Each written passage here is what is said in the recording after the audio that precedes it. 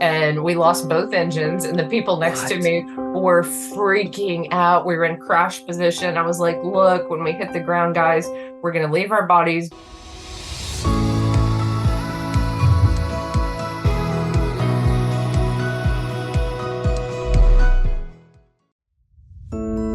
I've been able to partner with Mind Valley to present you guys free masterclasses between 60 and 90 minutes covering mind, body, soul, relationships, and conscious entrepreneurship, taught by spiritual masters, yogis, spiritual thought leaders, and best-selling authors. Just head over to nextlevelsoul.com/free. I'd like to welcome to the show Tricia Barker. How you doing, Tricia? Hi, I'm doing great.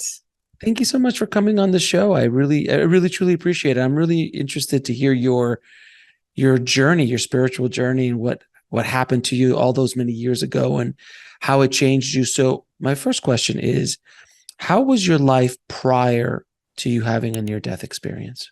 Well, we were just talking before the show about how you and your family have moved to Austin. And so I Mhm. was a college student at UT. And it was a big deal for me to get accepted into UT. I grew up in the country and grew up kind of poor. And it was an honor. And it was like my whole life goal to be successful. I was very materialistically driven. I dreamed of going to the law school in Austin. And there was a lot that was weighing on me, though, psychologically. So I had turned away from religion. I didn't really feel like it did my family any good. And I didn't like the judgment. And so I was very science minded, very rational, an agnostic who I say, held out hope for some sort of, I called it Walt Whitman-esque consciousness that might float it through the grass and the leaves. And, we might continue on, but I didn't spend much time thinking about it or caring much about spirituality, even though there is this whole yoga culture and this wonderful culture there in Austin. I was totally unaware of it. I was partying, meeting people, going to classes, and that was that. And so a spiritual awakening was not at the forefront of my mind. So then what happened? Tell me about your near-death experience. What happened? Because it happened to you fairly young, correct? Yeah, I was 21 and it was Wow. my senior year. I was a few weeks away from graduation. And literally, the Austin 10K was the morning of my accident. So I was going to run, and I'd been running really hard, trying to train for this and having a little bit of fun with it. So I was in great physical shape, which I think probably saved me on some level. I had a head-on collision. And I'll never know if it was my fault. I think the other guy must have jumped the gun or at least didn't slow down and rolled through the intersection pretty fast. And it was curved, and we hit each other almost head on in a little bit of a curve. Luckily, he was in a Suburban and didn't get hurt very badly. I was in this small Honda Civic, an older model, and it just crunched up. In fact, later I looked back at death reports of 60 miles an hour and faster, and most said instant death. So I was in bad shape. I had a lot of internal injuries. My back was broken in 3 places. I was slumped over to one side, screaming out the window at this intersection, Lamar and Guadalupe, if you know Austin. And 3 cars passed by without stopping, and it was Sunday morning, and I know one of them was going to church, and I was like, I hope they're calling when they get somewhere. This is terrible. And then a nurse stopped. Her and her boyfriend called for the ambulance, and she stayed with me and said, don't move. And then they loaded me into the ambulance. I waited 17, 18 hours until I went into surgery. So there was a shortage of neurosurgeons, and I didn't have health insurance. So I was waiting for someone to take my case. And I had a lot of time to think and cry, and I'd lost feeling in one leg. And before I went into the operating room, I gave this kind of half-hearted prayer, like, oh God, if there's a God, please help me. I've got to walk. I don't want to live this way. And I went into surgery. And then my life changed dramatically during that surgery. This is when the near death experience happened. And it was nothing like a dream, Alex. The only thing I can say is the minute I was outside of my body, I was so at peace. I just knew that the consciousness that I was experiencing was far greater than what I experienced in the body. that I suddenly just understood so much more. I felt more awake in a sense, just more alert. I could see with this 360-degree vision, could see the whole operating room. I looked down at my body, didn't feel any connection really to the body other than that's where I was. I didn't feel this the way we're in the body right now, it's us. And yet in that realm, it was no longer me. It was just this thing bleeding out on the table. And I was what continued on, my soul, my spirit, who I am. And when I looked up at the surgeons, I saw that there were these light beings behind them. And that's why I called my book Angels in the OR. It's not really a religious book. And I think sometimes people who are highly religious are very turned off by my book because it's really just a near-death experience and then a story of the awakening that ushered in and the changes that it ushered in. But these light beings were enormous, like 8 feet tall. And they sent this healing light energy through the doctors, through their hands, into my body. I felt very much at peace that they knew what they were doing, that they were higher beings, so to speak. They were highly intelligent and they communicated with telepathy with me. So this whole time I was at peace. I knew what was going on. I understood this realm because of their energetic help.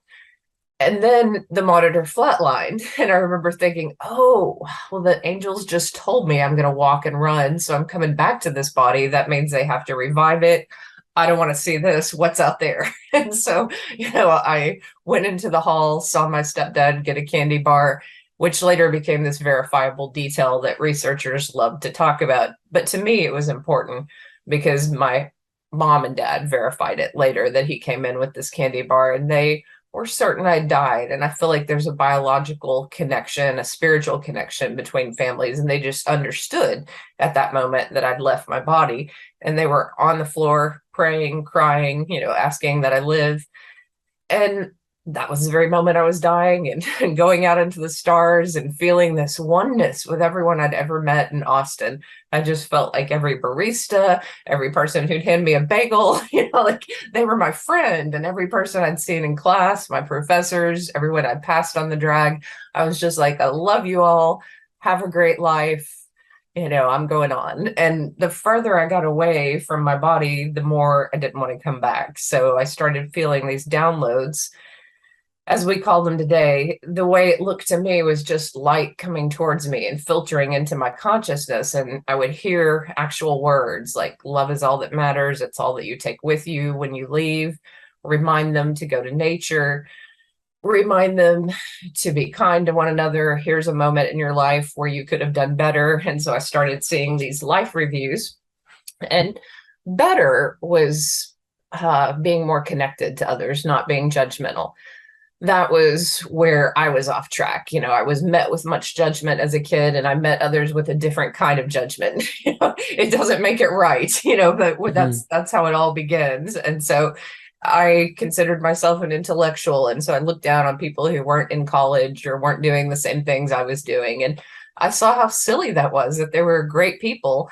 And here I was not looking at the heart. I was looking at outward things. And I realized, oh, you have to look at the heart and soul of people to know who they are. And I want to show my heart and soul, and I want to always look for that in people.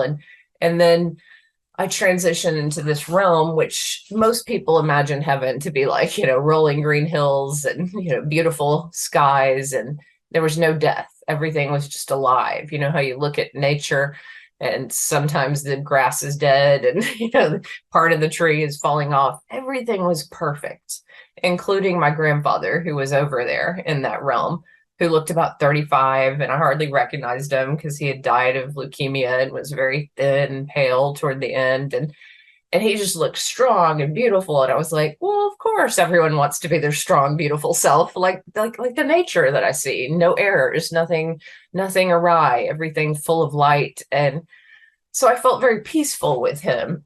And at some point, though, we spent some time interacting, but he turned towards me and said, do you want to go on? And I knew on meant closer to God. And I was like, yes. And my soul just like leapt forward. And I was going through this wind, which was like a bunch of prayers. So I began to hear everyone's prayers. And I think this should give people comfort, because even if I had died, even if someone dies, they actually do hear and feel your prayers and your love for them as they're leaving. And, they know that you care. So if you didn't get to say I love you to someone and they transitioned, they felt your thoughts, they really felt your energy. And so that was beautiful to me. And then I got closer to God, and I just felt all the wounds of childhood, any abuse, any verbal abuse, anything that had really dimmed my light and my self-esteem over the years. I just felt like, oh, it wasn't me. It wasn't me. All these wounds weren't me. I'm loved, I'm cherished, I'm like a child of God, and I heard earlier, be like a little child. And I knew that that meant be open to wonder, be easily to forgive and let go of things and be in that moment of joy. And then I felt like I understood that love is all that matters. And I finally felt okay. And I didn't want to come back. Like, that was the point where I was like, oh, no, no, no, I don't really care about that anymore. I want to stay here. And that's when I was stopped, as many near-death experiencers are. They feel like they hit a wall, or they just can't go on energetically. And I felt this loud, booming voice, which vibrated through me, say, look down. And somehow magically, I was able to look down through the clouds. And it was just this vision of a river and people walking along this river. And the light said, some people will be full of fear, and some will be in the light of spirit. And you remind everyone to stay in the light, and you remind everyone who has fear to let it go and to find the light. And it was, more complicated than that, but that was the gist of it, that there's just fear and love, which we learn from A Course in Miracles, and which is kind of a basic tenet of many teachings. But there it looks so simple. Here it looks so complicated. So there I was like, okay, that's fine. How am I going to do that? Oh, you're going to be a teacher. And I was like, no, that was the one moment I remembered who I was. and I was like, I'm shy. I hate public speaking. And I really want to make a lot of money. So this is absolutely the wrong choice for me. I mean, I want to do anything non-traditional, but not that for a woman, just not that. And it was just like God laughed at me somehow. And I felt my whole soul kind of hurled, almost like a softball or something, like I was crunched up into a softball and thrown back into my body. and it was horrible being back in the body. I was immediately changed, though. There are some near-death experiencers who, it's submerged for a time and then they remember it. I knew exactly what had happened to me, and I did not feel like I was fully back in my body. Nurses were, after that massive surgery where they repaired part of my spine and put in rods and metal and all kind of stuff, they were asking me my name, and I felt like I filled up the entire room. I felt like I was a part of everyone, and I still was in this we kind of mentality. So it's like, oh, her name. Yes, I remember the individuality of this person. And I believe her name is Tricia. And now I have to come back and be her. And they're like, you sound a little out of it. You're going to need another blood transfusion. And I was like, my name is Tricia. I'm okay. But there was really a disconnect. Like, I didn't feel like me at first. I felt still outside of my body. And so lots of after effects happen, even in the hospital. But, the coming years, I was very different than I was before. So what's fascinating about this, many things obviously are fascinating about your story, but the I'm assuming you felt all the pain when you came crashing back down. Yeah, I had my little morphine drip, but I would still, be in my consciousness, and then obviously altered by the morphine. So I didn't know initially if I was going to lose the near-death experience, because they were giving me so many drugs. So, there was a time I was worried.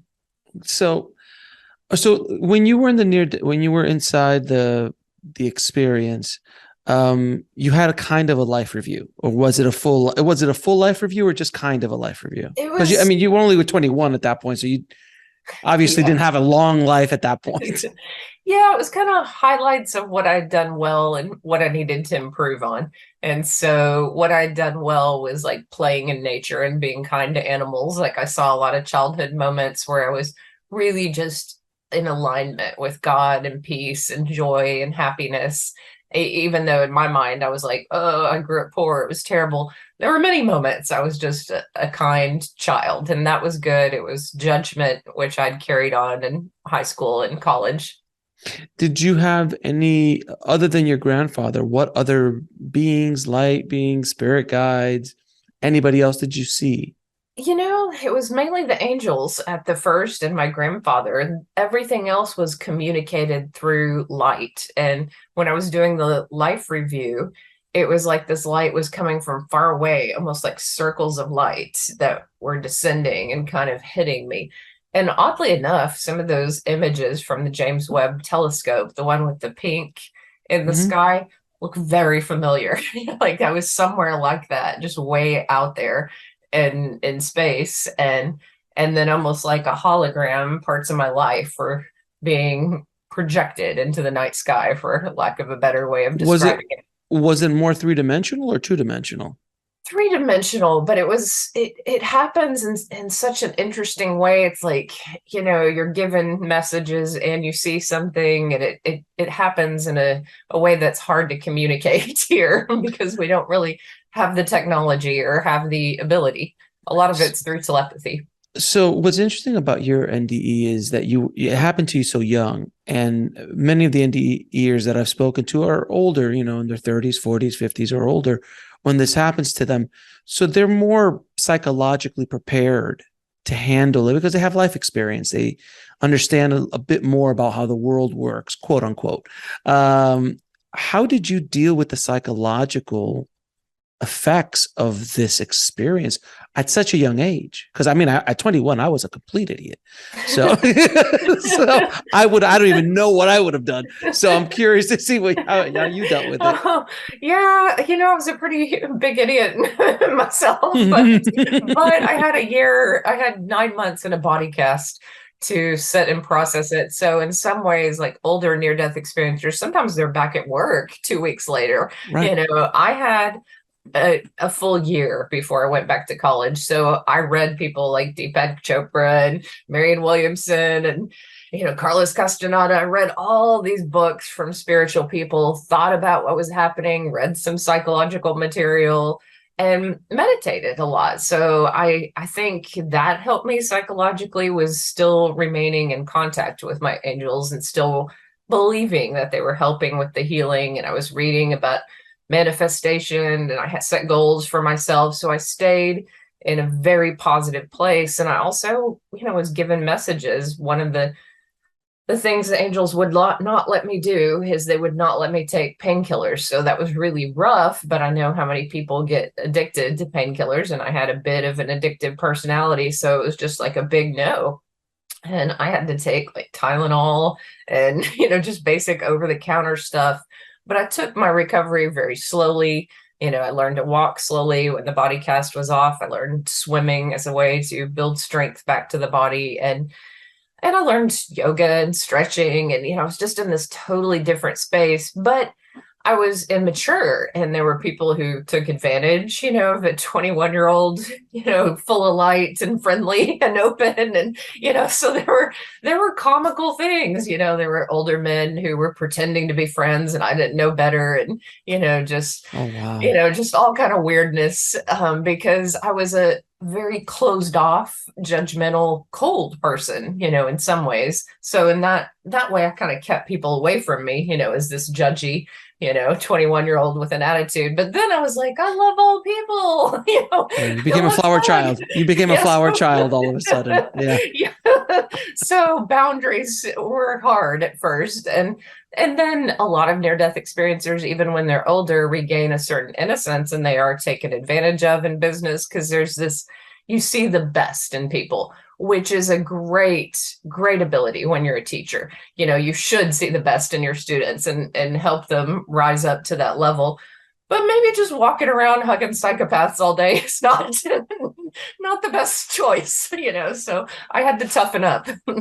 As well. Yeah. So obviously you changed from before to after. How did the people around you deal with the new flower child that emerged from this experience? This is a sad subject in some ways, but it's an important one to go ahead and discuss.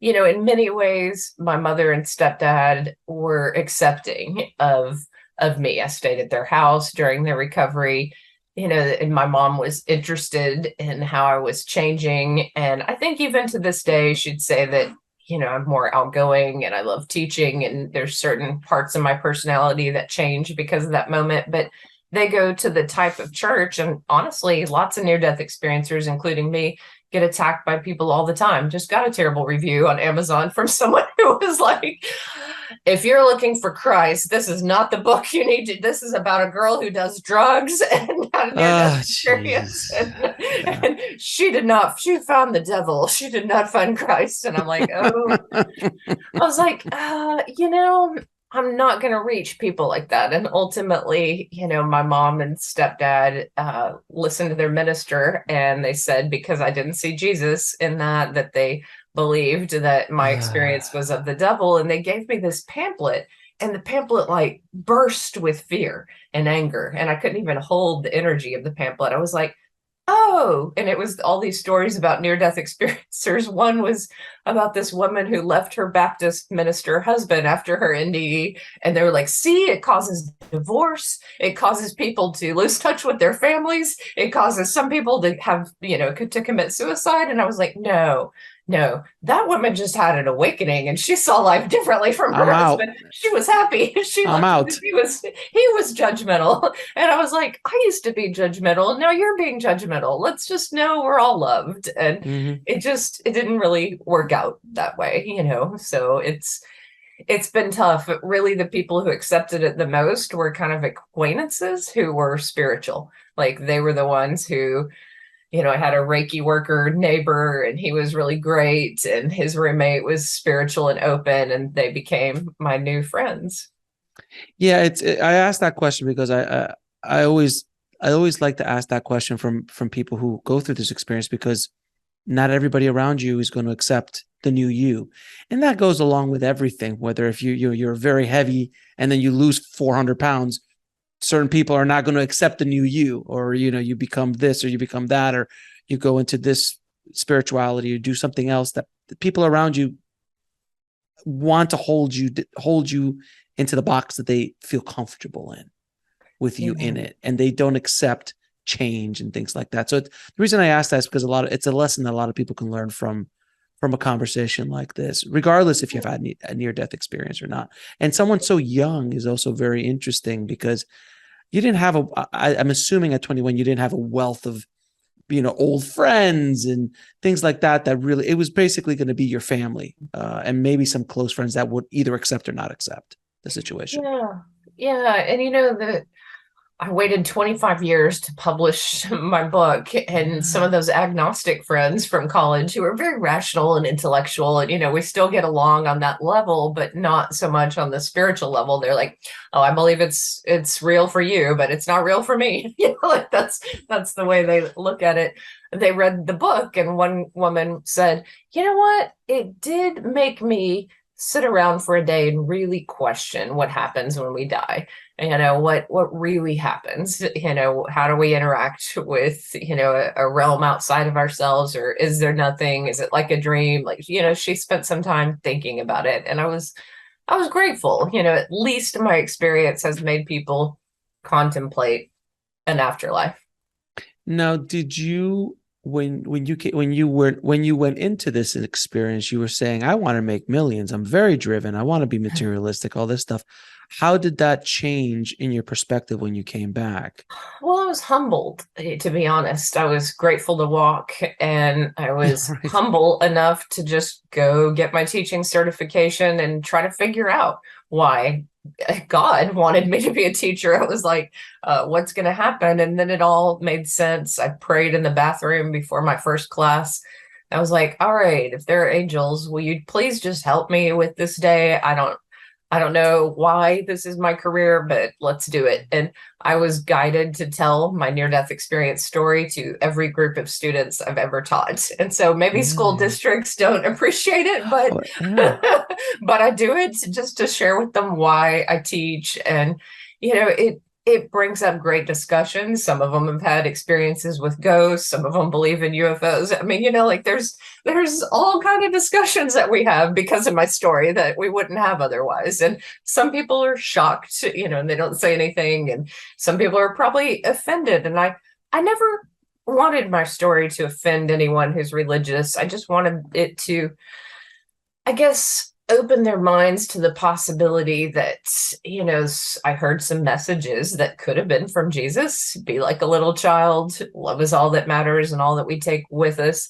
That consciousness of love can be many different things that meets us in different places, and that I had the experience I needed to have, and that they might have the experience they need to have with the afterlife. But there's great compassion and mercy. There's just so much more compassion, freedom than I could have ever imagined. And yeah. The people that are offended by your story, or any near-death experience or story, I find that if they're super religious, that they're kind of stuck in the dogma of religion. And again, religion for some people is wonderful, and they find great joy in it, and they're good people, and they help people, and they actually do what, let's say Jesus said. Because most people, I think it was Paramahansa Yogananda, the great guru, who said, Jesus died on the cross in one day, but his teachings have been crucified for the last 2,000 years. Yeah, people have really gaslit him, haven't they? I mean, so it's fascinating to me when Christians aren't very Christian-like, don't act as Christ, or Judaism, same thing, or any of the major religions.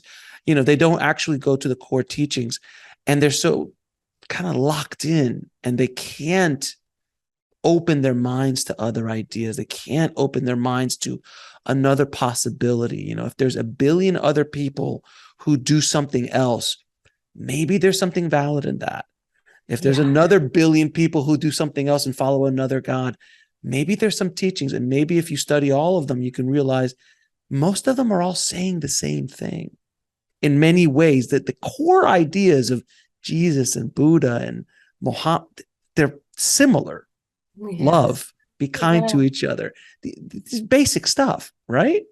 Yeah, that's the way I felt kind of before, even as a kid. And then after my near-death experience, I remember my main argument as a kid with parents and, elders was, I just am never going to believe that a kid in India and a kid in China and a kid in Africa that die of starvation or an accident, that they're going to hell. You just cannot convince me that that's not God. And the religious answers seemed really silly. Like, well, maybe a missionary just talked briefly about Jesus to the kid, and so the kid's okay. And I'm like, that can't be correct. What about no? I had problems as a kid. It was fascinating to me when I was first grade. They taught me about, I was raised Catholic, and they taught me about hell, and I was terrified. I was like, what is that? And I think, which is the point of hell. And then as you get older, you just go, I'm a parent now, and I don't know if you're a parent or not, but you have kids, you teach all the time. Oh yeah. Obviously. But as a parent, you would never wish anything, even if you could see the mothers of serial killers in the courtroom going, Bobby was a good boy. Yes, he ate people, but he was a good boy. He doesn't deserve this. So, there's this unconditional love of a parent, and it just doesn't make any either logical sense or spiritual sense that a source, a God, whatever you want to call it, would damn somebody for mistakes that they made in a lifetime to everlasting. It just doesn't make any sense to me. So that's why, even as a Catholic, I was just like, this is not connecting for me. The dots aren't connecting for me. Yeah, and I've actually interviewed some near-death experiencers because I was curious who had the hell experience, like Howard Storm, and I had to ask them. I said, well, did your consciousness need that experience in order to come back to your body and change? Was that part of what you created, on some level with your consciousness? And he was like, probably. I wouldn't have changed otherwise. That was so intense for him, and so I look at it like, well, Howard Storm story should get everyone some hope, because even if you have a consciousness that creates that, just remember you can get out. Like there's a way out, and there's a way to experience something different. Kind of like, that saying, I think it's from Carlos Castaneda, the mind can make a hell of heaven or a heaven of hell. Mm-hmm. That a lot of times that's what we're doing here and in the afterlife. Is like, part of it is co-creation, part of it is an intelligence and a freedom that's meeting you, but it's partly your individuality. It's like you become one with everything, but you still remain you feel this energy of a greater creation, but you still remain your individual soul. So do you, when you were in that experience, you felt connection to everybody, you said, like everyone you had ever touched, met, even crossed paths with, you felt like you knew them, you felt you had a connection to them. Is that an analogy for what we should all be understanding of ourselves, that we are all interconnected? We are not individuals by ourselves on an island, as much as our ego would like that to be the case. Yeah. When we hurt someone else, we truly are hurting ourselves. Is that a good message to put out there? Yeah, and it's a little overwhelming. Like, I get involved with environmentalists and people who do service work and people who try to, make a difference in the suffering in humanity. But I think as a near-death experiencer, there have been moments when I've felt the suffering of humanity so in such palpable ways that, I did things like I quit one year. I just didn't buy any clothing or anything for my house because I didn't like, the environmental impact. And I was like, I really just kind of got deep with my consumerism and how to cut down. And I also got really deep with what freaked me out the most about the human beings on the planet and this culture, and what needed to change. Suffering needs to change, like trauma needs to be healed in society. There's so much more we could be doing for people are trafficked all around the world. And it makes me so mad that conspiracy theories have contorted and distorted that understanding. But people are trafficked in low income areas into work, into sex slavery, into all kind of things, just mining a mountain. They're told it's work, and then they're just under the hammer of human trafficking. And I think we should all agree no one should be enslaved, in any country, that all human beings should be free, and it's just overwhelming. I think some problems that we don't realize, like, let's fix this one. The amount of money that Americans spend on potato chips could end all human trafficking around the world. Mm-hmm. And arguably, also hunger around the world too. It's that's a deeper conversation. We have more than enough resources and technology and ability to end that, but we don't, for some reason. And it's such an interesting thing. Which brings me to my next question. I'd love to hear your perspective on it. The world is in a really interesting place right now. There's so many different things hitting us from 1,000 different directions, whether it's a pandemic, environmental, political, economic. There's all of this shift happening in our societies and in our, in humanity. What do you think, from your perspective, is happening to all of us right now? And what is this kind of great shift? I'll start with all the good news first. After Thank you. I appreciate that.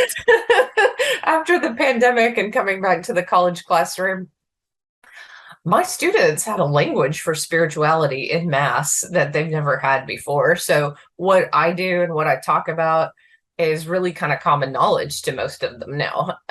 They've tried meditation. Lots of them have tried mushrooms or hallucinogens. Like, there's this awakening of it not being criminalized in certain states. And so people are talking about spirituality at younger ages, which when I was 21, I didn't have that.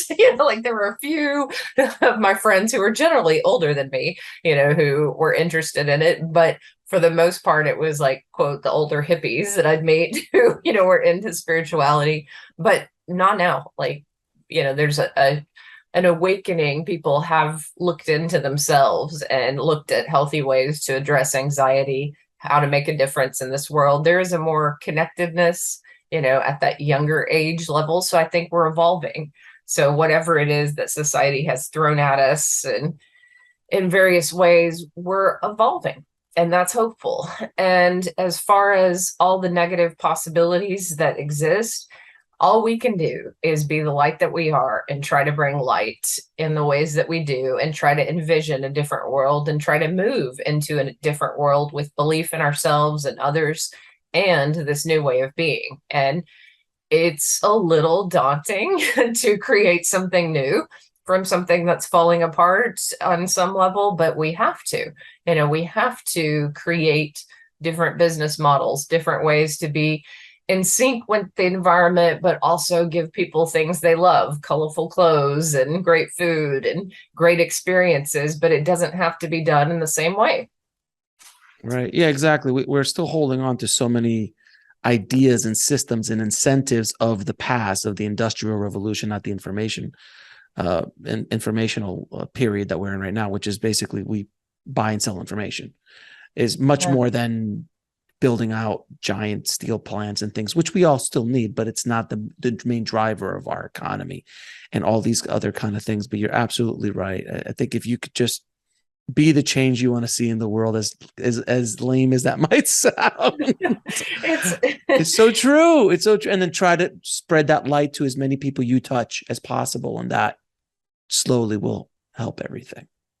Yeah, and that bigger perspective that near-death experiencers bring of we're all connected. So within every cause, within every movement, the higher perspective is nonviolence and is peace and is love and teaching connection where there is none. And it hurts the ego in the beginning, because you want to say, my cause, and it does matter, your cause matters. But so does connection to everyone and teaching, bringing people up to your level, and you're not going to help anyone else evolve by fighting with others. So, that's the hard lesson is, if I could, I totally understand it. Like there's a part of me, that understands anger, understands protest, but I still try to move students toward, why don't you hold a vigil or a meditation? Why don't you sit in the middle of the road and meditate, and stop cars that way? Let's really try to shift this into a discussion, not anger. Now, what were some of the lessons that you brought back from your NED? Some major things that you brought back? Yeah. So one of the most important things was to remind people to be the light of who they are. So whatever that is, what brings someone joy, what brings them, authentic joy in their life, how can they do more of that? And as an instructor, I just believed that I'd be assisted, and sometimes I'd hear from their ancestors, sometimes I'd hear from an angel. I did get help sometimes to help certain students really find what's going to bring them joy. And it wasn't always academia, sometimes it was starting a food truck or becoming an automotive, designer, there were just other things that people sometimes wanted to do that didn't tie to education, but sometimes they did. And sometimes that was just such a beautiful thing to help people accomplish goals, believe in themselves. I think we forget how many students, even when they have great homes, still might have self-esteem problems because of all the advertising that's out there and all the comparison. And, just to help people feel good about themselves and their lives is important no matter what job you're doing. And I think, we forget how fragile so many people can be at different moments in life and how a kind word can really help someone. Did you bring back any gifts or any unique abilities from your near-death experience? I know a lot of people, some are painters and can write music. Other people have become more psychic, more connected into that world. Did you bring anything back with you? Yeah, the psychic abilities and mediumship and ghost interactions were kind of profound at first. And the psychic abilities were what I really didn't know how to make sense of in the beginning. They were overwhelming. I'd know what songs were on the radio before I turned it on. I'd see a flash of the next 10 minutes before it happened. And it just felt very jarring, like I was outside of time. And I didn't understand why that would be important. The first ghosts that I encountered in different places I cleared, I just kind of automatically knew how to show them the light that I had experienced and help them move on and transition. So never did I encounter ghosts before that moment, before that. I mean, like, I became someone that I made fun of, like in the past, but it just was very natural to me. And I'd hear from my grandfather and other people I would know in the family when they were kind of ill, or when they, I could just get this sense of, oh, they're getting closer to the light. And it was funny. My mom's mom, my grandmother, I told her that about her brother. I was like, oh, he's very close to the light. And then he died a month later. And she's like, don't tell me when I'm close to the light. And we just went to her funeral. So she lived a very long life. So I didn't have to tell her. Good. Now, you mentioned connecting to or being the light inside of us, or being true to the light inside of us. Is there any advice you can give to us about how we can connect to our higher selves? Meditation. It's like the mantra, I think, of all spiritual people and near-death experiencers, but committing even to 10 minutes before bedtime. I learned to lucid dream after my near-death experience as well. And not that I can do it all the time, but I know I'm in a good flow and a good space when I take that time to not look at technology, to be really peaceful before bed, meditate. And then many times my dreams become something I can work with. And so I would encourage people to meditate, to be in nature. That was one of the messages from my near-death experience. And to believe that they have the ability of mediumship. I mean, I've done many medium readings. I love doing workshops with people about how to connect more themselves, because, other cultures, talking to your ancestors is normal. I think we've just kind of made it commercial in this culture. And I'd like everyone to, if they get a medium reading with me, to feel like they can do it, afterwards, that they really hear or feel or sense a loved one near them, that they know how to interact with their loved one. So I would say learn from other spiritual teachers, but practice it. Spiritual experience is something you can't take away from anyone. And don't give up if it doesn't happen right away, because people in grief can sometimes take 5 years before that opens up. It can be a very physical experience. And sometimes getting over an illness can be a really long process, but don't give up on treating yourself with kindness, of believing that there will be connection, that there will be healing at some point. Your experience of being close to source, to God, whatever people want to call it, is there any advice you can give us to how we can get closer to source, to God, while we're here? Yeah, sometimes I meditate and pray in nature, and it just, I don't know, when we talk about all the ways that we can not get along in humanity, can't we all agree on, when it rains, we get wet, trees, give us a lot of oxygen. First of all, that whole wet and rain thing, fake news. It's honestly not, I don't even think it's real anymore. Do you really get wet? I'm not sure. It's insane. We live in an insane world, Tricia. I mean, it's getting crazier and crazier. What was blood? The sky is blue. Nah, is it though? Is it? I think it's purple. I think really it's purple. It's insane. There's too many theories. I know. And yeah. And so I'm like, but can we agree? And I try to get my students to agree on this too. We go outside and we meditate, and I have them write down if they feel better outside, if their stress level has gone down, and generally it does go down for most people. But I would say if you are in emotional pain, especially around other people or relationships, know that you're only seeing your perspective, and kind of give it to God, and almost imagine an energy clearing. So say something like, this is what I learned from theta healing, but, everything that is not me, that is someone else's projection, that someone else's stuff, please take that from me, God, and send them healing. Just send that up to your light, because I don't know how to forgive, but you work on it and give that back to them in a loving way, so that they can grow. And anything that I've done, energy that I'm holding on to of others, please take that from them, wash it clean in your unconditional love, and let me be in my own force. Don't let other people take my power away to do goodness, and don't let me do that to others. That's kind of my basic prayer is, like, hey, remind me of my soul's purpose and keep me protected. And so I walk through life every day, and I think people can do this, especially if they're out there publicly in any way, is every day just imagine God washing away all the energy of others and giving you back your essential energy, that you came here with. And the same thing in the morning, just a quick prayer of cleansing and protection, and then moving forward. But I was shocked sometimes how it really wasn't me. And I was so relieved because, like, the minute I prayed and gave it to God, I couldn't even remember some people's names. It was like their whole, that whole interaction was just gone. And I was Nice. like, oh, that one wasn't me. Very nice. I always love asking near-death experiencers this. Are you afraid of death anymore? No, I'm so afraid of car wrecks, though. Like, I hate I can cars. imagine. Trauma. That's a hell of a trauma to deal with, of course. Yeah, so I'm like my husband jokes with me about it because I'm talking about traffic and I'm scared, and so I've tried so many modalities trying to get that trauma out. But no, whenever we're on a really high bridge and I know that we just die, I'm cool. So if it's death, I'm fine. But if it's the dying part is where I have the problem. The death, no problem at all. It's the dying.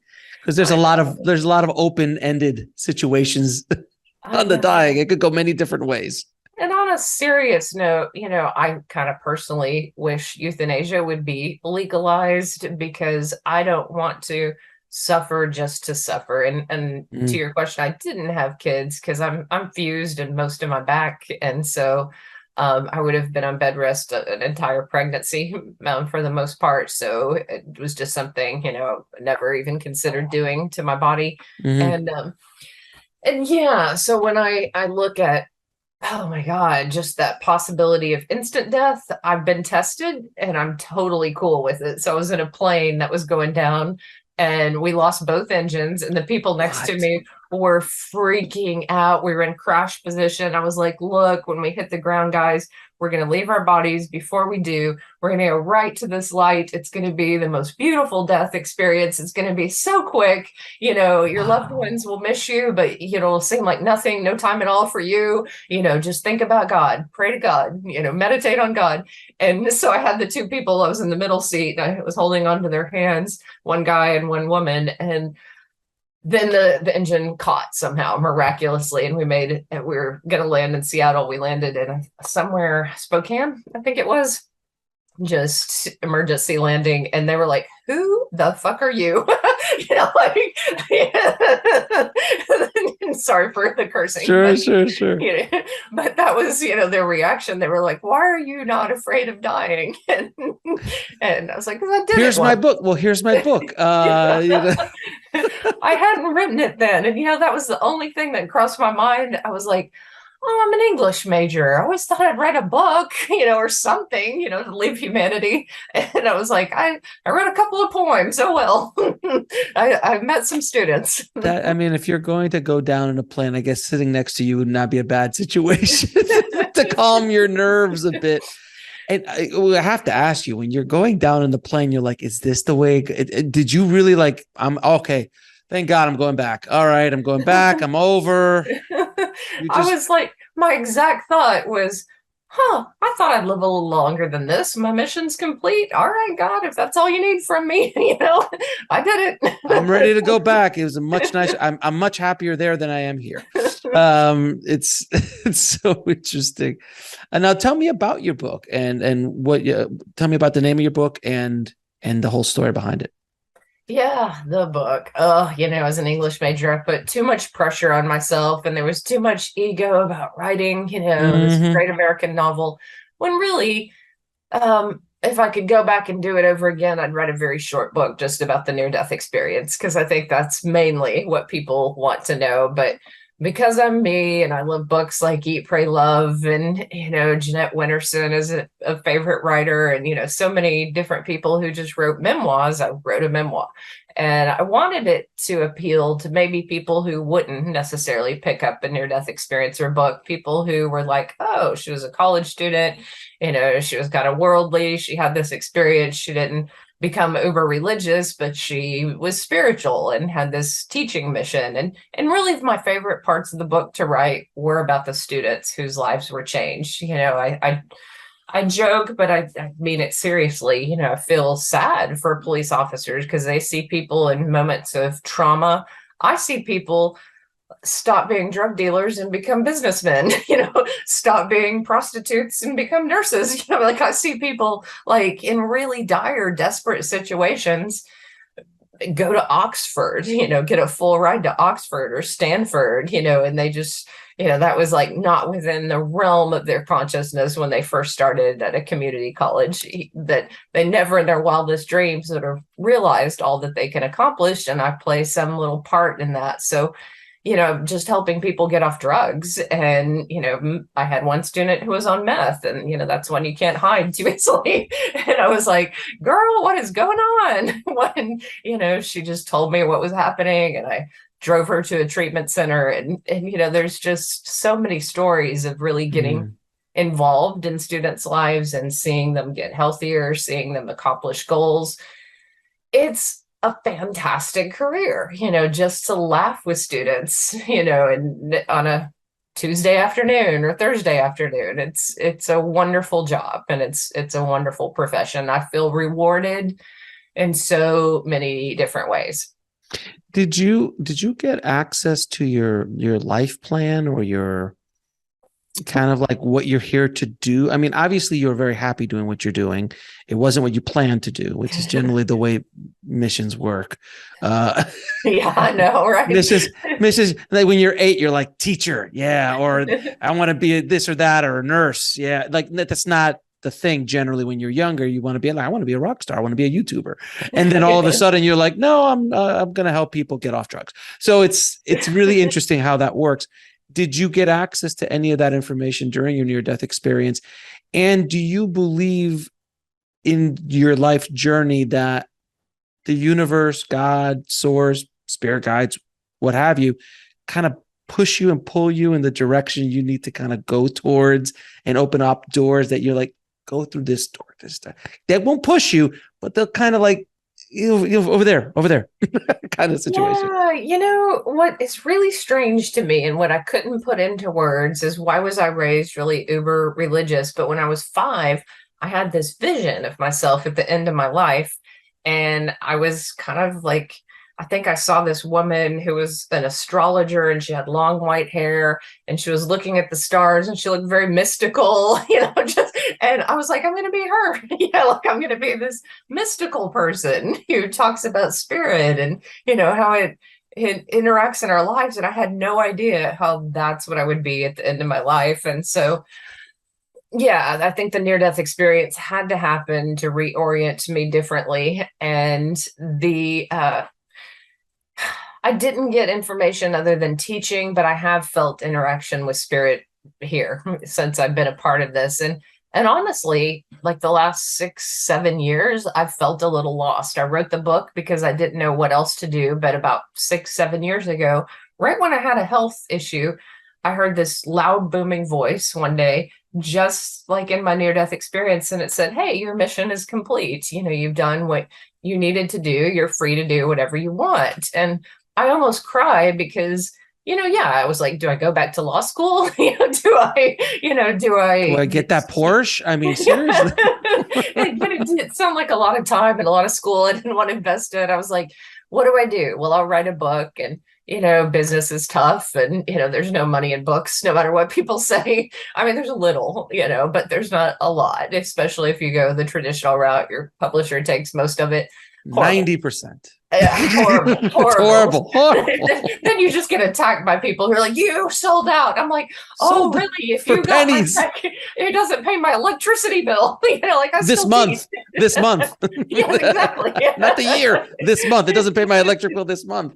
I know. I'm like, yeah, forget about that. But I still loved it. Still loved the journey. Love working with writers. Love that possibility of someone writing something that takes off in culture. I can't help but love it.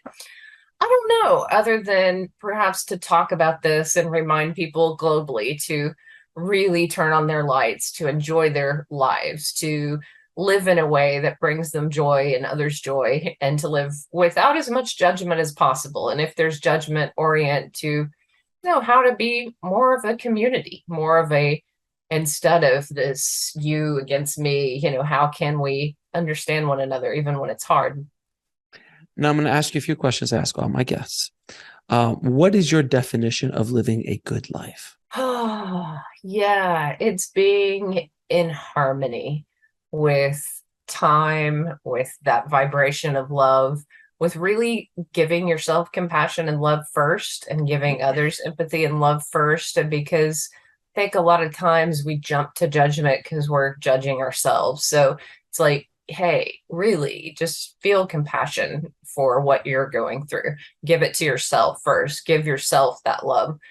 And a good life is, it's one where you have great relationships, where you have a great relationship with yourselves, the environment, others, pets, where you're really cultivating joy. Now, what is your mission in this life? I have so many that I wonder which ones I'll actually have time to accomplish.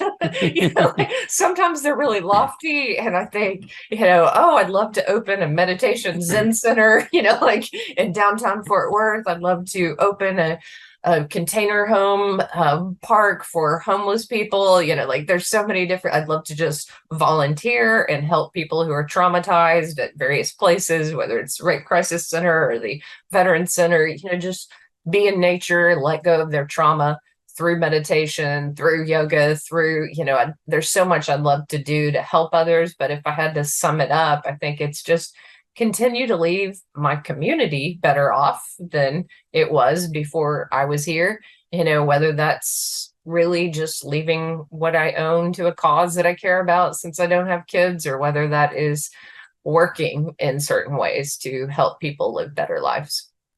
What is the ultimate purpose of this life? Love. And I think that's what, and people confuse what that means, but that can be love for your backyard, love for your pet, love for yourself, love for each person you say hello to today. You don't have to have a great love. Romantic love is a wonderful experience. It's brave and it's courageous and it's scary, it's many things, but that's not the only definition of love. If everyone I knew was killed somehow, I think I'd still want to help in some way, be of service, help someone else who is in pain. Otherwise my own life is stunted in some way if I'm not connected to others. So I think connection's important. And where can people find out more about you and the work that you're doing? I do have a website that I update sometimes, and I do give readings here and there and connect with people. So Tricia Barker, Tricia Barker, Barker, NDE for near-death-experience.com is, I'm on YouTube as well. Like, it's kind of hard to not find me. The only way you won't find me is if you spell my name wrong. So Tricia, Tricia. And is there a message you would like to leave us with? Just leave room and space if you're wanting that spiritual connection, if you're wanting to feel your angels, your guides. Leave space for that to happen kind of organically. If you cultivate more peace, get more rest, and really just meditate and leave space for it, it will show up at the moment that you need it. And at your worst times, the people you love are very close. So just know that. Tricia, it has been a pleasure and honor talking to you. Thank you so much for sharing your story with us, and hopefully it does some good in the world. So I appreciate you, my dear. Oh, thank you. Wonderful show. Thanks for your questions.